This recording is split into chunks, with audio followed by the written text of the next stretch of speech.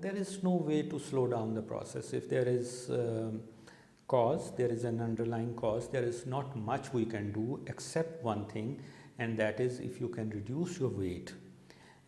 اگر آپ اپنی اوبیسٹی کو کنٹرول کریں گے تو اس سے اس کے اوپر ایفیکٹ آ سکتا ہے. Otherwise there is no remedy other than laser epilation یا ہیئر ریموول. جس بھی طریقے سے آپ اس کو انڈر لائن کاز کو ٹریٹ کریں اور ایپیلیشن کریں لیزر کے ساتھ, یہی اس کا مناسب حل ہے. اور ایک حل یہی ہے کہ آپ اپنا ویٹ کو جو ہے وہ کنٹرول کرنے کی کوشش کریں.